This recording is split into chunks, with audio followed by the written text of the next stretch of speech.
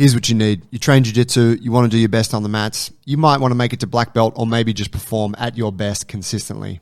You need the Bulletproof for BJJ program. Sign up now for your free trial at bulletproofforbjj.com. We'll see you there.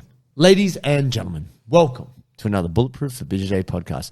I'm JT, and I'm here with Joey. And today we're talking about intensity. Why intensity is important. I'm just going to sit back and listen on this one. It's time to go super saiyan. JJ's just going to fucking froth on the microphone for the next 30 minutes. But it's one of those things that what's interesting to me is that intensity is a contrast. It's definitely not the norm. Why do I say this?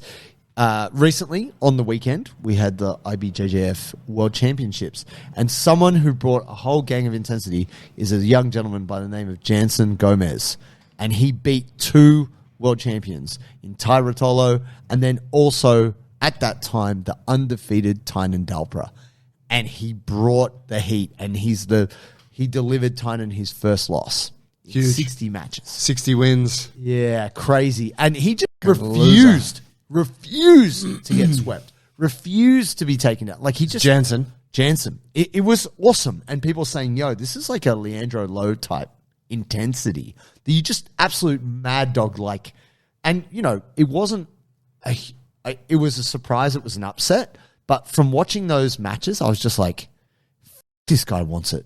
You know, someone just wants it that much more. And that's pretty hard when you're going up against someone who's considered to be the best of the era, and Tai Rotolo, who's known for his scramble and his intensity. Yeah, he's an intense player. And it wasn't like he wasn't trying. You know what I mean? Yeah. So when I look at that, I reflect because I do love intensity. I like hardcore things. Tynan's not an intensity player, is he? He's a control guy. Yeah. I mean, it's not like he's not working, but he's But you don't strong. see him like I mean, I haven't watched a lot, but he's not like breathing heavy, sweating, like moving real fast. No. He always seems very controlled Very and much like in control. Yeah. He will move. He'll go to an armbar. He does the gator roll. It's Yeah. pretty cool. But Yeah, he doesn't matter shit. He's a very cool, calm, collected taught him that. character. Yeah, there you go. Go on. But I want to talk about this relevant to jiu-jitsu as well as working out, lifting, because kind of putting together a few pieces here. I was reading an article by Jim Mensah, and Jim Mensah was like a bodybuilder back in the day who was known for doing short, hard, high-intensity workouts. And he was... Moustache? Yeah. Was that Mike Mensah? Mike Mensah, sorry. Jim Mensah, Mike Mensah. My Yep. apologies. And He coined a term for his style of training. Was it intense? Was it intense training, or was it there was some name that he gave to his style of bodybuilding? But it's essentially he came off the back of like the Nautilus system, which was just like max sets to fail, like just f yourself in one set. Like, you know. Yeah, why do 5 sets if you can just do one set one to failure? massive set. And it's all about stimulus, right? And so correlating what they were saying about what they would do, and even Dorian Yates, who is a very famous bodybuilder in the 90s, he was like one of the first guys to win, I think, 5 Mr. Olympias. Like, he was the first guy to do that. Brought in the era of the freak. Of just mass. Yeah. Like, the biggest. It wasn't... And don't get me wrong, he was symmetrical, he was all those things, he was lean, but he was just so big. People blown away. And he talked about his workouts only being about an hour long. You just get in there and just give it full intensity. More intensity. So this is where I want to speak from not just the world of bodybuilding, but then go to a principle of Parkinson's law. We've talked about this before, and it's not about being shaky. This is about... What a dog. What? Sorry, my my uncle has Parkinson's. Oh, that's okay then. I apologize to anyone who's offended by that. But, come on, the joke was there. Harden up, people. That the work will fill the time allowed. So if you've got 2 weeks to do a project, it's going to take 2 weeks. Or if you've got 40 minutes, you just need to get a sucker done, you'll do it. Now, there's actually not a huge discrepancy in quality between the job that took 2 weeks versus the job that took 40 minutes, but it just depends on the time you gave it. So I've had that experience with workouts. How about you, Joe? Have you had similar experiences at all? Yeah, 100%. I did a 90-minute workout today. I got 3 or 4 exercises done. Boom. Like slow as right? Because I come back from a few days off and Sure. and I'm at it's the last week of the cycle, so the weights, everything's heavy now. Sure. And so, I just was really drawn out those rest periods. But if you said to me, hey man, we got 30 minutes to get these 4 exercises done, I would have done the same shit. Yeah. And there would have been a lot of extra benefit because less rest periods, something's got to give. So there's going to be more like gains for me. Yes. Right? Systemically. Yeah. So yeah, absolutely. Like I resonate with this idea of Parkinson's law. Yeah, well, I had a workout that usually takes me about 90 minutes or more. This is a while back. And I literally had 35 minutes. I was saying to Julian, I was like, I just got to get it done. So I didn't really rest. My supersets were just like, right, pull-ups, squats, pull-ups, squats. And I just did 5 supersets. I'm like, oh my God, I'm really sweating. Like, oh my God, sip of water, shit, on the clock, next thing. And I didn't even really have time to think. But that workout, it did make me question, why do I take 90 minutes to do this shit? Yeah. I can do it in 35, but it requires a fair bit of mental energy to drive yourself with this intensity. And I was also having a conversation with someone the other day about rolling. And they're like, yeah, we do like 5-10 minute rounds. And I'm like, you're a white belt. Why are you doing 10-minute rounds? Sure, there's a benefit. Train you hard, fight you easy. I think it's just, train you tired, train you crap. Man, I think it's one of those things that people get in the habit of, I've got to last, I've got to have this endurance, I've got to have this. But then if they actually get pushed or blitzed, they can't deal with it. And so whether it's in the gym, generating intensity, or it's on the mat, I think the majority of people don't touch their potential because they never quite push that intensity. Right. I think that's most people. And I actually think this is holding people's jiu-jitsu back. Tell me more. Well, so Julian and I were talking about it just before. He was like, let's talk about like conditioning and things like this. There was this old thinking that, you've got to build your... Also, Joe, you had mentioned recently a gentleman's like, I want to get fit for an event in 15 months. Yeah. It's like a long lead time, right? Yeah. And the old thinking was, right, you've got to build an aerobic base for like 12 months. And once you've got your aerobic base, then you do your shorter interval work. And then once you've built that, then you do your lactic threshold and your lactate training and all this shit, right? This is the old thinking. Then there was a paper released probably only about 10 years ago that went, we took untrained people and we trained them in sprinting. And so they were trying to get them good at 100 meters. And they had them doing 10 by 100 meters. Then, at the end of the study, they got them to run a kilometer or jog a kilometer. And the kilometer didn't touch them. Like they did their sprint training. They gradually got better at the sprint training. But what they built from the sprint training was a certain amount of, like muscle recruitment. So they actually got more efficient with their running, even though obviously sprinting is different to jogging. But when they were asked to run the 1 kilometer, it was very easy for them. And what they're saying is exposing yourself to greater intensity actually enables you to be able to deal with lower intensity things. Yep. But just training at lower intensity for extended period of times doesn't allow you to, it doesn't kind of work the same way in reverse necessarily. Can you define intensity in the context of this discussion? So what I was going to say here is work output. So when we're talking about jiu-jitsu and lifting Going weights, hard. how much weight can you lift in a given time? So power lifters and lifters in general can measure their workout in terms of tonnage. So you can times all the reps times all the weight and work out your tonnage for a movement. Yeah. So if you squatted 100 kilos, 5 sets of 10, we're doing 500, what is that, 500 reps? 50 times 50 100. reps, 50 times 100. It's 5 million kilograms. 5 million, public math, people. So you can actually know how you've improved your workout total volume through tonnage. Right. Now, That's how you're kind of defining intensity. it's work output, Yeah. essentially. It doesn't have to be that. It's hard to do that for jiu-jitsu, right? Yeah. But you know that, for example, if you go to a comp class and you're doing X minutes of hard rolls, that's really tough.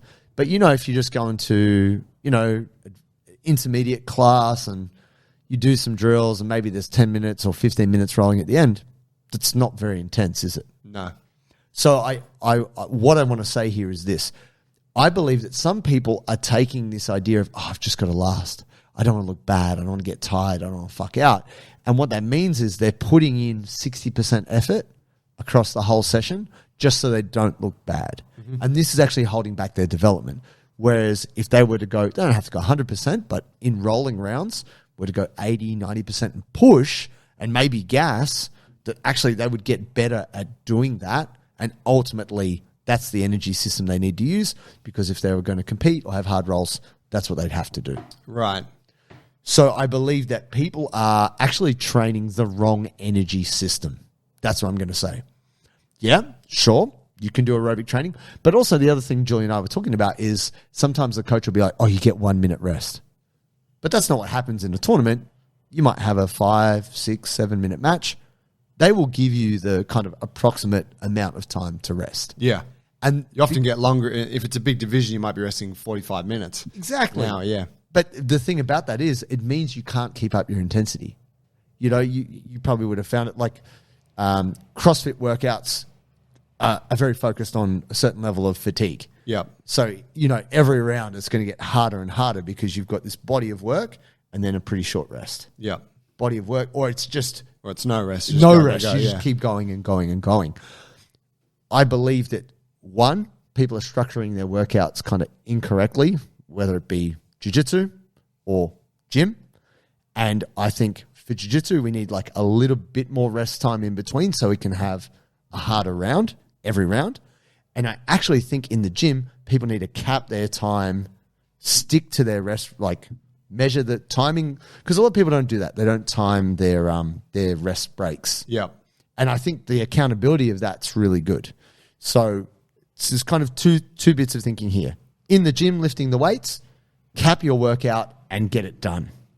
When you're doing jiu-jitsu, and this is hard to control because obviously it might be up to your coach, training partners, giving a little bit more rest between your actual rolling rounds and going harder in your rolling rounds. That's what I'm going to say for upping intensity. Right. And you're going to say that that is the case sort of always? No, I'm going to say this is the solution for kind of breaking the back of a plateau. Right. Because I think there's a lot of people out there who are like, oh, I don't seem to be getting fitter. I better go cycling. No, yeah. You know. Right. So what about counterpoint? What about the person that just does circuit style training all the time? What about the person that goes to F45 and it's like, no rest periods, guys, we're just banging it out? There is a Should point they at be which doing pushing intensity? There is a point at which it diminishes, and also F45 is crap, so don't do that. No, there is a point, like I think it's for any kind of very high intensity stuff, once you hit about 8 weeks, 9 weeks, it kind of doesn't get better. So you got to kind of build up, go really hard, and then you need something, a bit of a, not a rest break, but a back off in intensity to be able to then go up again. Yeah. So in terms of what is missing in the jiu-jitsu space, or what some people might be missing if they're plateauing, is they're taking too long and then maybe not bringing out that intensity, because the difficulty for most people is life is not the most intense thing people have in their life is jiu-jitsu. And so even just dealing with it is like, oh, this is really full on. But in truth, that's just the beginning. Just dealing with what jiu-jitsu is something. Now, even though you are a laid-back kind of guy, Joe, in your day-to-day life, Perish the thought. this is the perception. Don't call me Joey Tenacity Worthington for nothing. Rolling you is not a relaxed experience. Depends. He says in his James Gandolfini type, depends. You gonna push me? You gonna push me? Huh? I think it's one of those things that most people I know who roll you are like, rolling Joey's not a lot of fun. That's hard work right there. That's a bit of smoke right there. There is a degree of intensity to you. Oh yeah, yeah, absolutely. You like to undersell it, but it's there. Oh well, yeah. We're all trying to win, right? Shit. I mean, so here's the deal with me. I know that I can't go hard for 6 rounds straight, right? I can't roll you 6 rounds Every straight single and, Sure. It's like, so if I know, okay, we're doing a round, I'm like, oh shit, better turn on a little bit 'cause JT's going to push it, you know. if I don't, he's going to get the upper hand, and then he's going to talk about it on the podcast until the end of fucking time. But then somehow I'm the one who fucking always goes hard. But so it's a dosage where I'm like, all right, cool, output there, and then I'm like, white belt, you over here, next round, Sure. And so I think that that is something that comes about as the more you train, right, where you kind of know what you've got to deal with. Sure. So then you play accordingly. Yes.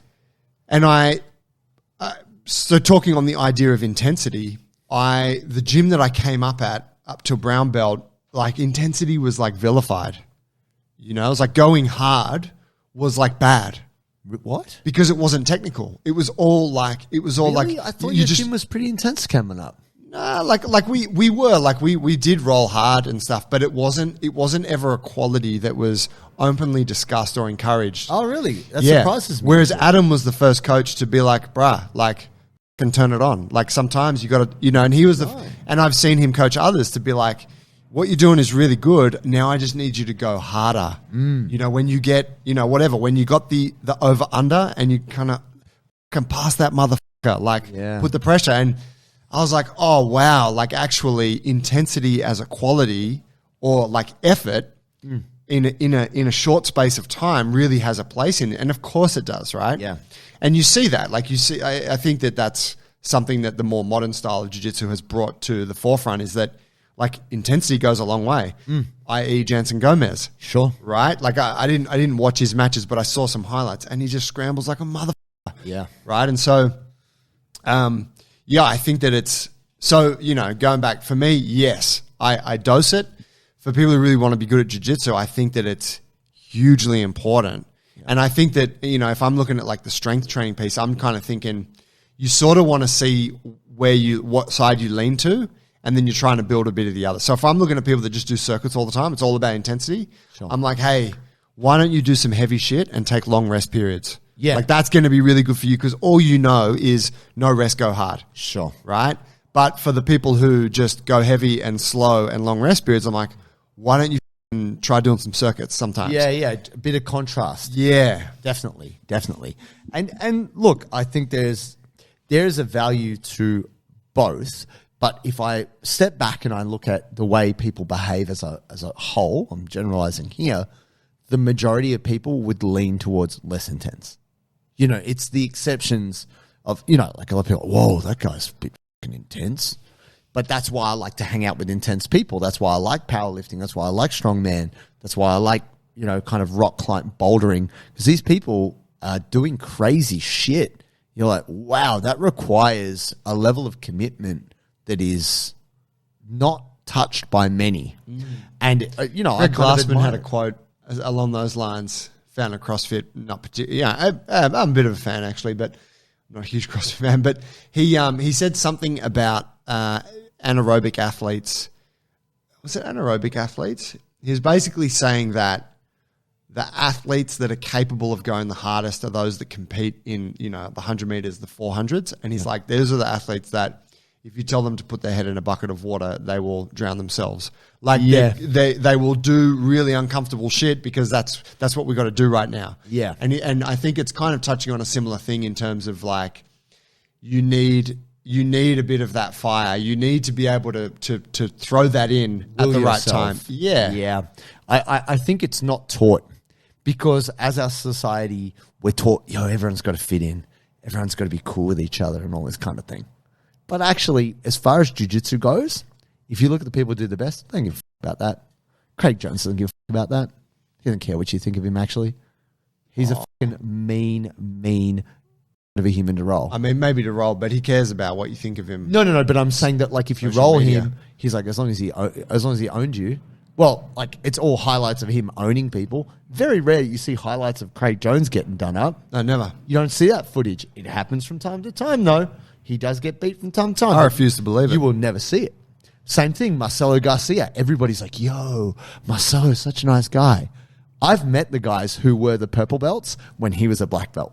I used to bash them. And they're like, dude, that guy has 150% intensity. Like, you don't want to roll Marcelo. He'll fuck you up. And they're all like very well established. And they love him. They admire him. But they're like, dude, that's not a fun roll. You know what I mean? Like, I think it's really, we do one thing. We're like, this is socially acceptable. This is what we need. You have a look at the people who succeed in life. They are not playing by the rules. They're not just like, oh, I'll do what everyone else does. They're going way beyond it. They're doing that in business. They're doing that in sport. They're going far and beyond what people expect is the normal level. And I'm going to say the normal level right now is fucking dumbed down. The normal level right now is fucking vanilla and mild. And it's some bullshit. Keep going, JT. Oh, I'm on a roll now. But no, I'm not saying Vanilla. Vanilla. Actually, Chocolate. I don't mind a bit of vanilla, a bit of sauce, peanuts. But I think that when we talk about lactic threshold, people who... What's lactic threshold? So when you try to produce... Phil Daru, please tell me. Shout out, Phil. So you're going to get 10 sets. Yeah. No. I'm going to work that alactic system. Basically, the burn you feel in your muscles or when your forearms pump out, you're trying to produce force when there's no oxygen. And lactate is a kind of byproduct of that. Now, your body will then get some oxygen in there, convert it back to pyruvate, and then ultimately turn it back into energy you can use, ATP. But when you get that feeling, it feels terrible. Yeah, you're done. And if you get enough of it, you start to feel unwell because your body's like, what do we do with all this lactate? You know, acidity, we can't function. Now, the great thing about exposing your body to the shit, you will develop enzymes to deal with it. And you'll also you'll develop processes for passing on the nitrogen waste and fucking it all off so you can actually function. And people who expose themselves to it regularly can function. It's not that they don't feel it. They're feeling it, but they're just not dying. They're not just giving up. Whereas if you've never felt it, you hit that and you're like, bleh.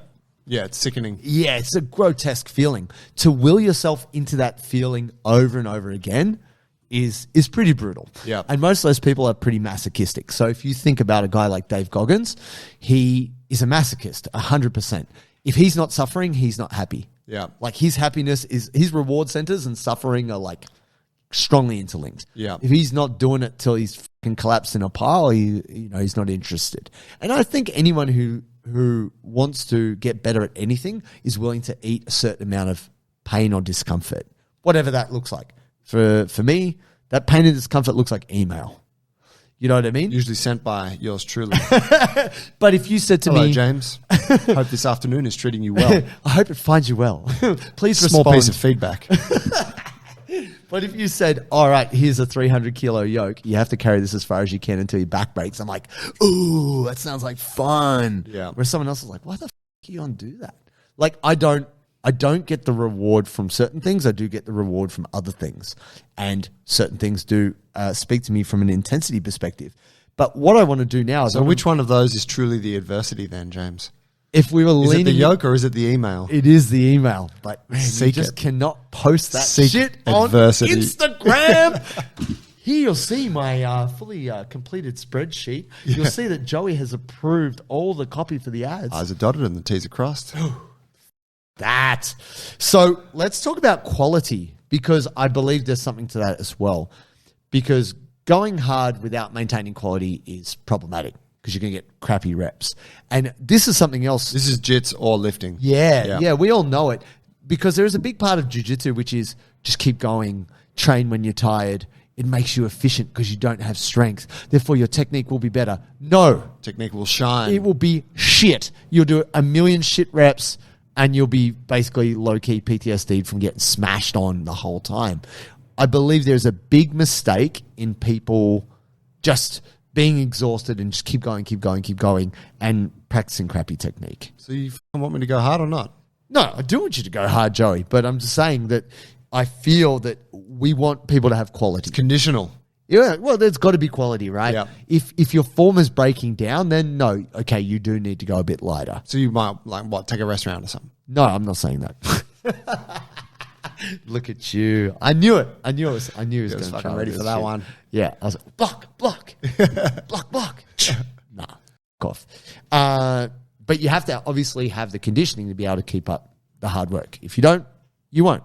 So relating this to the gym, a lot of people want to go ultra heavy and their reps are pretty grindy and a bit shitty. Yeah. I have been conditioned by many coaches to go, no, you're just practicing poor technique. Yep. Like you're teaching your body to take load in dangerous areas. Like it can really result in injury. Relating that back to jiu-jitsu, I've seen a lot of people roll for hours and hours, but it looks like garbage. Like after the first kind of 5 rounds, people are like super sloppy and there's not a lot of skill going on there. It's just kind of survival mode. Yep. And I think that there's a problem there. I think we actually need to cap it. We need to say, right, I'm going to do 3 hard rounds or 5 hard rounds. I'm going to stop. But because we're kind of not victim, but we're part of a class, it's a little bit outside our control. Yeah. And so you've got to just go with that. And there's, of course, benefit to doing that sometimes, isn't there? Yeah. Like just surviving and getting flow. Like, yeah, that's a great thing. You're learning something there.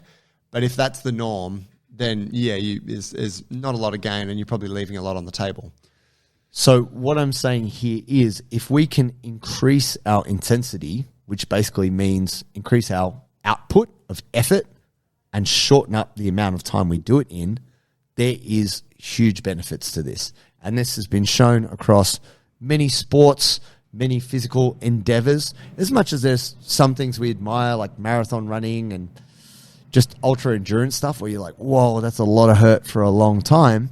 To be truly great at it, you have to have obviously exemplary technique.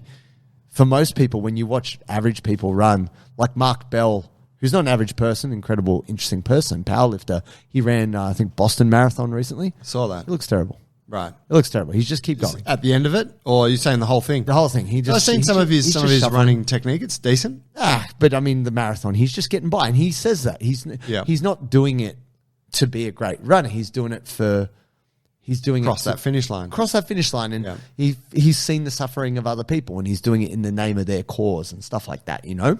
So it's not that it's not a noble cause, but yeah, it's pretty poor technique. So just, you just said there, like, we want to keep the quality high. Yes. And shorten the space of time we do it with him. Yes, sir. For a relatively inexperienced white belt who's like just surviving in training, they're probably hearing that like, that's a bit unreasonable for me. Like I can only just get by.